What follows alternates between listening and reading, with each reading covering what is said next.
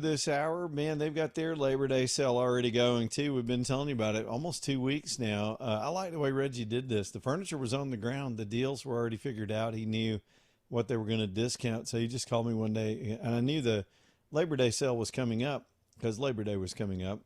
But he said, let's just go ahead and do it. Let's just pull the trigger and get in on it instead of concentrating it in that one weekend. A lot of folks make plans and they travel and do things on that weekend. So let me run through it. First up, yep, like every mattress store in the world, they are having a mattress sale over in the mattress department. But what you're going to get there is just a really strong selection. You're not just getting one brand. You've got Tempur-Pedic and Stearns and Foster and all these high-end brands of mattresses and every kind of configuration, the adjustable bases, all those things that come with mattresses nowadays. I bought a Stearns and Foster from them, and it is just, it would take 3 people to move this thing. It's so dense and heavy and well built. So go find out which ones are ready for you. Get a deal on those. Always deals on Lazy Boys. For years, I've said they have more Lazy Boys than a Lazy Boy store, and they just do. They've just got this direct pipeline with the manufacturer, and that works for us. So selection, discounts, the bigger sale within all those sales is the buy more, save more sale. Now, you almost need a chart to see how it works, but essentially the more you spend, the higher savings value they're going to give you. So talk to them about how that works when you walk in the door and pick yourself out some beautiful things as we head into the most wonderful time of the year, the holidays and fall weather and football coming up and all these things with your friends and family gathering at your house. Just spruce that thing up. Y'all, it is of course, LonnieIsFurnitureCompany.com, LonnieIsFurnitureCompany.com. AJ, I'm watching my screen right now. It looks like there's some action in this Lindsay Clancy murder trial that seems to have obsessed a lot of the country. I can't tell what's going on. Do we want to dip into this? Are they live in the courtroom right now, or?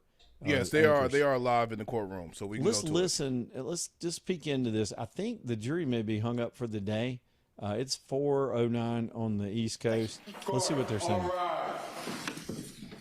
They just excuse the jury until tomorrow 9 a.m. Okay, yeah. So they went about their business. Let me try to do some math on this. I didn't run a clock on it, but the jury got the case somewhere about 11 o'clock our time. I remember I was out and about and I heard it live when they had just received the case. So let's just say they got in the room and got settled around noonish. They put in a good solid 3 hours, but then it's been an exhausting week. Somebody said it was 5 weeks, 21 days of testimony in this case. A lot of cloudy stuff being thrown out there. So they'll just have to come back in the morning. I don't know. Again, I'll admit I haven't just dialed into this case where I knew all the aspects. In other words, I don't know if the jury's sequestered. I don't know any of that stuff. I do know it's 9 women and 3 men, and it's in the state of Massachusetts. And the judge threw the defense a huge bone yesterday by throwing in a manslaughter charge, because sometimes juries see the wrongdoing and the horrendous crime that was committed. And before any of you whacked out stress moms, they're calling them that on the internet right now, the stress moms. Before y'all start trying to say the dude did it, no one in the case. We even had a caller this week. His wife had convinced him the husband had something to do with this. Nobody's asserting that. That's actually part of the case. Not even this Lindsay Clancy. It's just the fake evidence and stupidity is just driving this country mad. And another commentary, I was listening to a woman psychologist today who had some very assertive opinions about this thing that's been exposed that I was quite blind to as a guy, as an older guy who's really not in that zone. But, I've got sons having kids, and I've got babies in my life. I see the women in childbearing years. And so that there's this nerve that's been hit with people that are stressed out over having to raise their kids. And I'm like, do you really think you got it less hard than your damn grandmother who had not 3, but 10 on a farm with no real medical help or no help whatsoever in those days when women were subjugated to a lot more?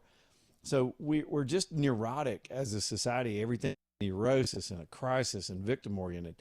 But this woman pointed out, and I don't know about this trend because I'm not on TikTok, But apparently there are these women that spend most of their time on TikTok demonstrated how hard their lives are. And they've almost got, how do I put it? It's not a club or a cult following, but there's a group of them and they're following each other. And so she was pointing out how they spend more time setting up their ring lights and their tripods to grab a shot to show how bad everything is than if they just go put all that down and take a walk or call a friend or actually deal with it. They're trying to get attention for themselves through their own victimization, by victimizing themselves just because they're having the stress of rearing kids. Kids are stressful on everybody. My mama raised 4 of us by herself. I'll always admire these strong moms, these single moms that pull it off. And I think there's more of them than there are these whiny ass social media driven bitches. That's all you can say about them, that have misplaced priorities in a weird world and are getting a lot of attention for themselves, a lot louder. I really do think they're a minority voice in all this, and because you're hearing other women fiercely come out against this nonsense, proud of their the way they toughed it out. Postpartum is not psychosis. It's not the same thing as schizophrenia or hearing voices and becoming homicidal. It's not the same thing. And we'd be living in a dangerous place if we turned PMS into an excuse for homicide. Are you serious? We joke about it, but that's kind of the path these idiots are on. And I had no idea how big this was. There's a universe of stuff on social media of these women making these videos about their lives. She quoted one of them, and I don't know who, and I haven't seen the video, but she sort of staged an incident so her kid would trip over something that she put in the way to stage the kid spilling something, just so she could look at the spill, look at the camera and go, oh. And y'all, it's this attention-seeking stuff. It's affecting politics. It's affecting sports. We got actors that can't stay off the damn internet, popping off about stuff that's killing their movie revenue and their entertainment revenue. It's beyond addiction. It's just fake. There's just this stagecraft. Everything is stagecraft. All these people throwing stuff out there that's just insane. And then again, I talked about this yesterday, and I hate to be too repetitive, but it's reinforcing, because you have another moron out there that goes, yeah, me too. And then they make a video, and suddenly it appears that this stuff's legitimate. And now they're excusing one of the more heinous child murderers we've seen in a long time over their own problems. And there's a disassociation there for me. I'll never understand that. I think it does a disservice to the real struggles that real moms have that fight through every single day, dealing with postpartum, dealing with depression, dealing with the stress of parenting these kids. This woman had nannies and daycare, and her husband was heavily involved. Even on that level, I don't even think she relates. She's using this crazy as an excuse to get out of going to prison, and it's probably going to work. She's in Massachusetts. It's a 9-3 jury. I think the defense has done a pretty good job clouding the issue. Remember, a defense attorney only has to find 1 or 2 jurors that won't convict. The standard is on the back of the prosecution to get all 12, beyond a reasonable doubt. All the defense attorney's got to do is plant some reasonable doubt or get one or 2 nutbags on the jury that believe that stuff, and then she walks. And I think, well, I guess technically she can't walk. She put herself in a wheelchair with this stunt. But anyway, my views have become more harsh the more I learned about the case, and how deceived everybody in the public seems to have become over facts that aren't facts. I mean, they're spitting out stuff that are not facts. I go back to a caller that called the show saying, did you know her DNA evidence was not on the little exercise stretchy thing that she used to kill those kids? It was on there. They actually stipulated to it at the beginning of the trial because it was a household item. Everybody's DNA was on there, and it wasn't going to be conclusive of anything. DNA works when it'll put a murderer at a crime scene where the murderer shouldn't have been at a crime scene. Like the Koberger case, when they found his DNA on a sheath for the knife that was used to kill those people, that shouldn't have been there. His DNA shouldn't have been there. He was not part of that house. That's more convicting. It's a waste of the court's time to go through DNA evidence in a family where everybody in the family would have had their DNA all over the house. It's not effective in that case. So they didn't go into that stuff. And then the internet just makes up the fact that somehow she wasn't there. It was impossible to think her DNA would not be on the stretchy bands because they were her stretchy bands. They were her exercise equipment. That's just stupid. And people can put themselves in a stupid place in a minute. But we'll let the jury decide. What I wonder is, and I'm just wondering out loud, how insane is the reaction going to be from the nut crowd to this case? Let's noodle that through real quick, and then we'll go to the break. So let's say they send her to prison. These women will be out gnashing their teeth and ripping at their garments and screaming at the moon in front of cameras, again, to get attention for themselves. Okay? So if they do give her some jail time, they're going to lose their crap again. Technically, they already have. If they don't, and she just gets sent to the psych hospital, which I think is the minimum thing, they're going to feel validated. You will have created more homicidal maniacs that can justify murder because they're having a bad day. I know that's an oversimplification. It's still true. I don't know PMS. I've never had it. I've dealt with it, but I've never had it. Y'all understand what I'm saying? All of us have. And the older you get and the wiser you get, the better you get at it. I'll just tell you that. But I have covered a lot of murders. I've seen more dead bodies than anybody you know outside of a damn coroner since I was a teenager covering these things. And the law does not allow you to have a bad day and decide you're going to kill somebody. You still killed somebody. You killed 3 of your precious children. Anyway, enough on that. You almost can't get away from this case. Sometimes I'm forced to talk about things I really don't want to talk about or haven't followed. But this is one of those cases where it's become front and center and everybody's developing an opinion on it. And now we wait. The jury's going home. They'll be back tomorrow. It's not going to surprise me that they're hung at some point, but we'll see what happens. We quit using the word hung because it it got to be it was referenced the wrong way. We now say deadlocked. I got to catch up on the new vernacular. It's a deadlocked jury, maybe tomorrow. Let's talk about ProLift Garage Doors and Mike Miller and what they can do for you. If you have a garage door, and I've got one, it's really a barn door, but we can call it that. It's a big overhead door, very different than the ones I've had in the past. Your standard doors that do chain drive or belt drive in your garage, overhead, lifting that door up and down every day for you. It's a part of the security of our homes, in addition to being a convenient thing to get the door open when we're trying to get in and out of the rain. And they go wonky all the time. Motors burn out, chains break, springs break. I had a tension spring break one time. It sounded like a gun going off. That's a difficult repair too, by the way. All kind of things happen. People hit them from the outside. They back into them from the inside. Mike's seen everything. Mike over at ProLift Garage Doors has seen it all, can fix it all. This is the premier garage door company in all of Birmingham. If y'all ever get in a jam and you need somebody to come over in a hurry and get you straightened out, get Mike's. Take this information down. Maybe your garage door is working great. You don't have any problems. But if you're in an emergency and you cannot get that thing closed or open, it's especially if it's stuck open and you got to leave or you're trying to go to bed, you don't want to have all your stuff exposed. You're going to need Mike, and Mike does a lot of emergency calls.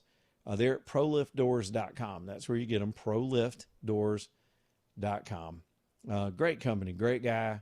He'll take care of it for you. Now, some of you just got an old beat-up, janky door, and you'd like to just make this improvement.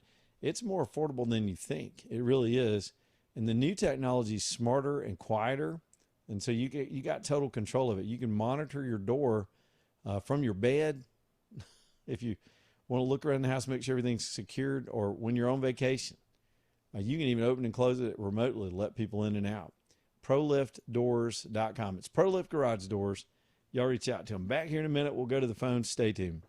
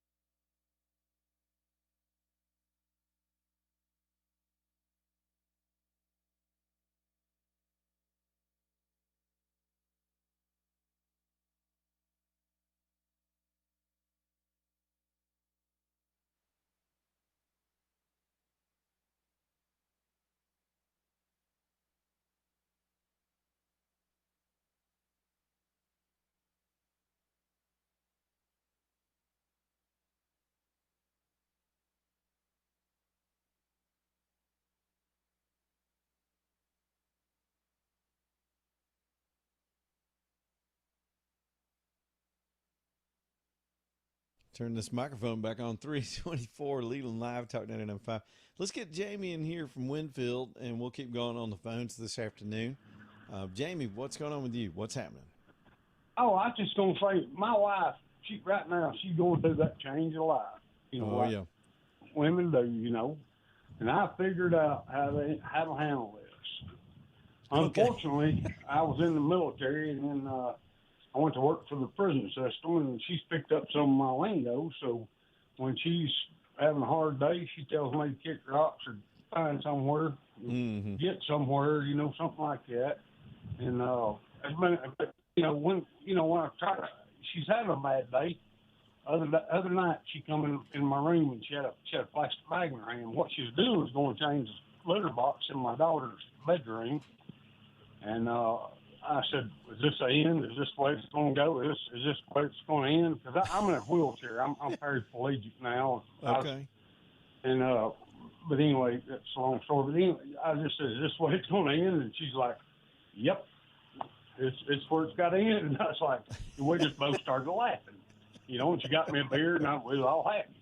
Well, just a few nights later, she was pissed off about something, this and that. And she come in there, and I said, "Hey, baby," I said, "I'll tell you what I need. I need some Cool Whip, a 9-volt battery, and a weed eater. Can you bring that to me?" And she just stuck her hand over my mouth and over my nose, and I was like, I just stuck my hand up, and I was like, "Well, I guess that's it." She's like, "You got to die." We just both started laughing again, and just stuff like that. But, we get along. And, if you can make each other laugh, you can get along. And That's true. You bring each other back around, you know what I'm saying? 100%. Even though they have bad days, you can bring each other back around. If you love each other, you can bring each other back around. And you can't lose you're so funny about that, but you can't lose your sense of humor about anything. If you can, you got to be able to laugh at yourself and each other without everybody getting offended. And I think you can get through a lot that way. Yeah, you can. And if she's having a hard time with kids, just take the kids and go somewhere and go do something with them. Yeah, exactly. Because the daddy ain't having that problem. Go do something with them. Go take them, like putt golf. Go take them, just out there, kick a can, kick rocks, throw rocks, teach them how to spit, do anything. Some old-fashioned, go outside and whittle. I get it, man. Whittle, whatever. I mean, hell, grow collards like I'm doing right now. I'm in a wheelchair and I'm growing collards. Good for you, buddy. A friend of mine built me an above-ground garden. I'm growing collards. And I'm teaching my 16-year-old daughter how to grow collards. Why, I don't know, but it's just something me and her can do, It's the time you spend. And I'm buying class rings and them, jackets, varsity jackets or whatever you call them, like we used to have to buy. Right. But, but I wanted to, spend an hour or two with me a day, and I said, "Look, this is how you grow collards. This is how you grow okra. This is what you do." Someday you might have to know how to do this. Some of my best memories are hanging out with my grandfather and he always had a little garden patch and hanging out there picking okra with him. My daddy always had a big one. That's some of my best memories hanging out with my dad. No doubt about it, man. Doing that kind of stuff, But anyway, I'm sorry to hang you up, but that's all right, Jamie. You don't always have to be bad, Even start having a bad day, you can make them laugh. If you can make them laugh, do it. If you can't, take kids and say, "Hey, look, have a house yourself. Tear it up. We'll fix it. Whatever it takes." Jamie, good call, man. Jamie, all right, saying, buddy, appreciate you. Keep your humor. Keep your humor. I think we were trying to make sure we got the last of Jamie there. I don't think he could hear me as well. Yeah, that's important. That kind of comes full circle back to Dolly. I was watching something about how it was an interview she did, because it's everywhere. Her stuff's everywhere right now. But her demeanor was consistently sweet to everybody in her life, even people that were hostile to her. And she maintained that all the way to 80 years old, all the way to the end. And, of course, at some point she had the stature to do anything she wanted. And it's so opposite a lot of what we see with celebrities nowadays. Celebrities could learn a lesson from that. It's not just that she was talented and all these other things. She took care of people, stayed out of politics. They tried to bait her into politics back in the day in some infamous interviews. She just was not going to do it. Didn't make any sense for her to do it. She was smart. And that's one thing you haven't heard as much say. That woman was really, really smart. All right, bottom of the hour, 3:30. We'll take some more phone calls on whatever. It's a pretty light news day, it seems. We'll dig up something, though. We'll keep the breaking news coming at you and keeping our eye on the skies in case the weather turns. Looks pretty good right now. Lead on live, Talk 99.5. Y'all stay tuned.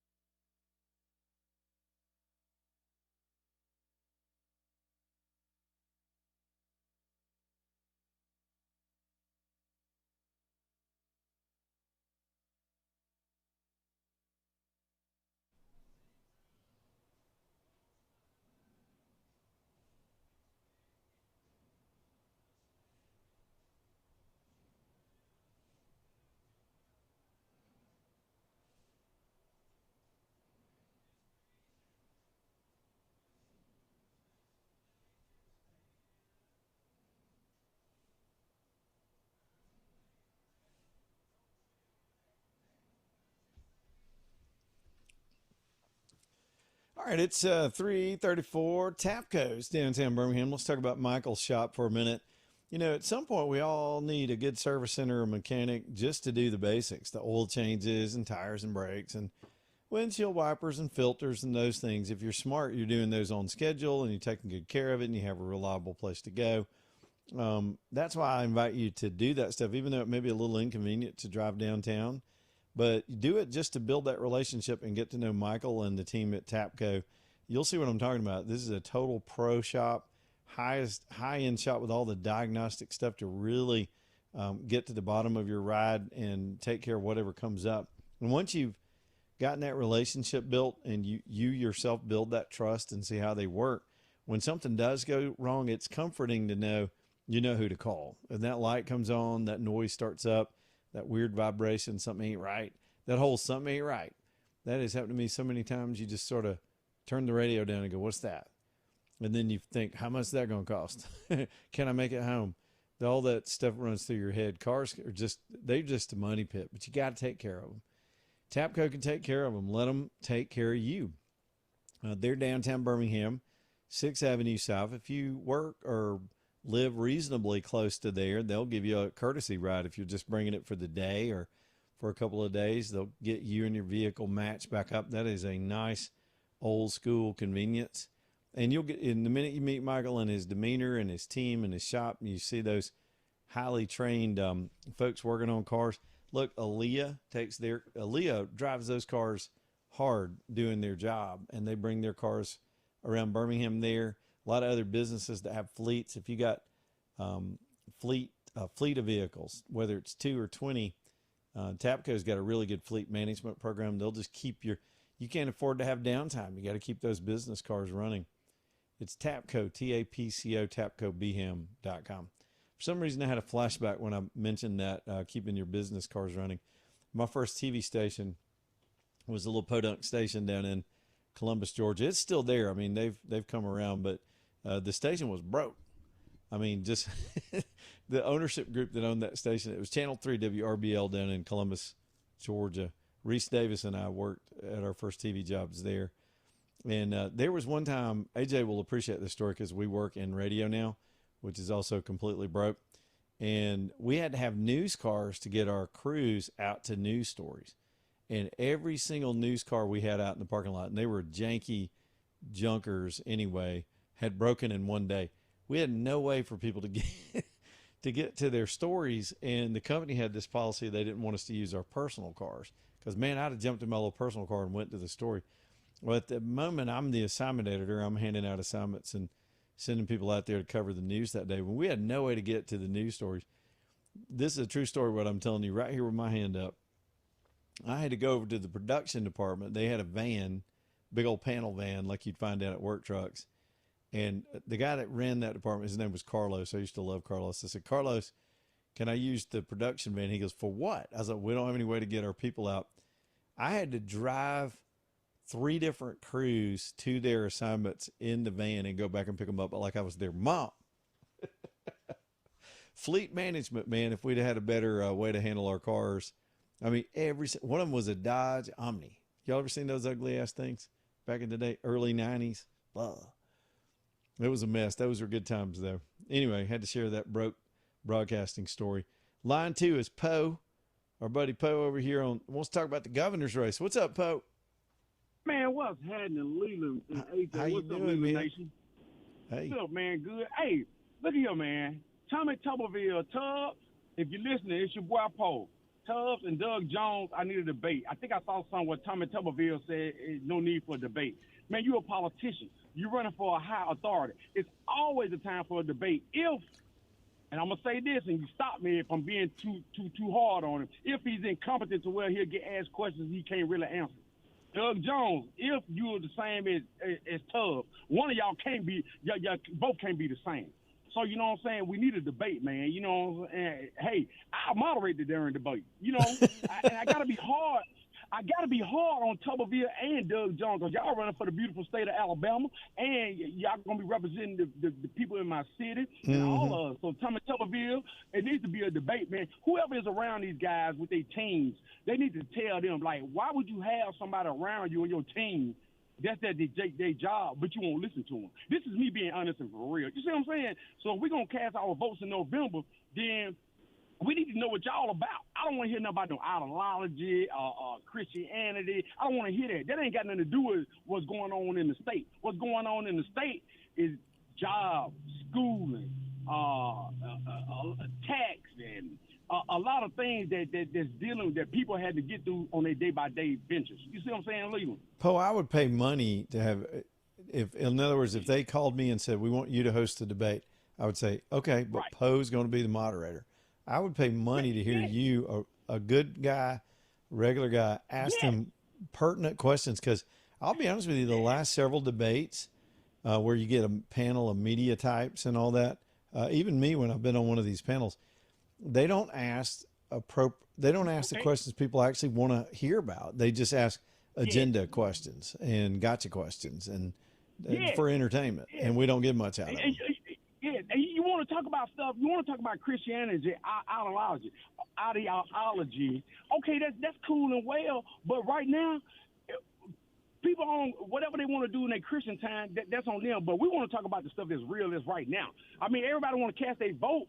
People want to vote for Tommy Tuberville. Why? Because he beat Alabama 6 times in a row. People want to vote for Doug Jones as me. So I'm an independent, man. I'm just going to put it. I'm an independent. I ain't Democrat or Republican. I got you. You know what I'm saying? I mean, you just got to be, because right now, nobody is showing me the stuff. And if I had to vote for Tommy Tuberville, I wouldn't. I'm just being honest with you, because you just gotta know that candidate, man. Don't vote for a man because you're Republican, he Republican. Okay, I'm gonna vote for him. Don't vote for Doug Jones because he's a Democrat, you're a Democrat. Okay, I'm gonna see.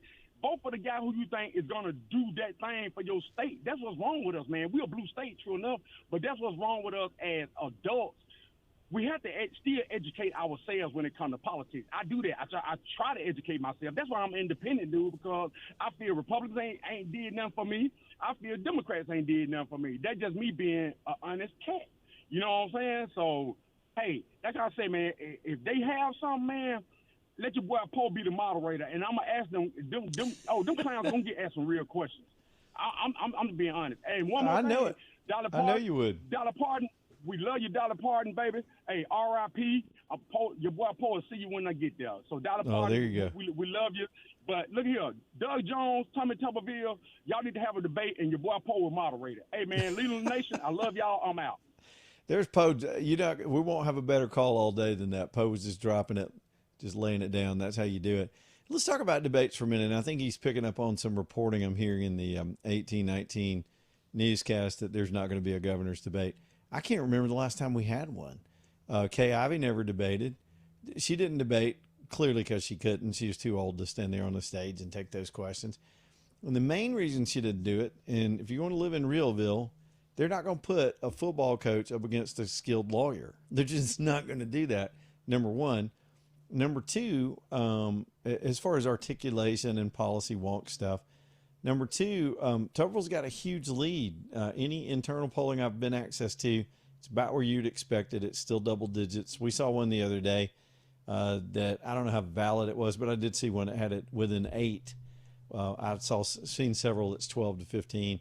And the new way of doing this stuff, and I've got a lot of explanations for why I think we've gotten into this corner. Let's just walk it through. Number one, if you're in the lead, and it's just strategic. Forget who your candidate is or their abilities to get on a stage. If you're out front, you don't have anything to gain by going to a debate, because it's always the fear that there's going to be a moment that could cost you the race, a gotcha question, and you just don't want to give you sort of the theory. I'm not saying I agree with this. I'm just saying this is how campaigns think. You're elevating your opponent and giving them airtime. Usually these things are 2 hours long, and giving them a chance to make a good impression. Even if you're not afraid you're going to screw up, you're giving them a lot of free airtime if they're not as well financed as you. You're putting them on, quote, your level. So incumbents have gotten to where they just don't do it. If they've got a sizable lead, we're seeing this all over the country. It's not just Tuberville. It's not just here in Alabama. So Tuberville's got a built-in party advantage. Ideologically, he's got an advantage. And Jones is the best thing Jones has got going is raising a stink over the data centers because the politics of his party are abhorrent right now, and the people they're associated with as a brand, it's going to kill a lot of Democrats' opportunities all over the country. And you're starting to see that in massive distancing and crawfishing from these DSA nut jobs. But hey, they brought this on themselves. They've got a leadership vacuum. These wacko commies are stepping right into it. Democrat Party's in huge trouble. Yet still, they've got a chance to control the House of Representatives. It's because of the way the districts are drawn. So that's the other reason. When you draw partisan districts all over this country for either party, it makes it difficult for challengers to in other words, okay, Terry Sewell and Amy Aiken. It was nice to meet her when she came through. She's going to give it a good run over there. She's probably one of the best candidates in that particular district that I've seen in years that has a chance to get attention. But Terry Sewell's never going to agree to go have a sit-down debate forum. She's a sitting congressperson. She's not going to give her challenger any air or any oxygen. That's the way modern campaigns are looking at all this stuff. And I think it's the death of debates in general. Here's another answer, and I think a lot of people may personally disagree with this, but I've got numbers to back it up. The public does not care about debates anymore. We act like our altruism and our greatest ideals are we would love to see our two candidates head-to-head debating the issues so we could decide. The truth is, campaigns aren't even run that way anymore.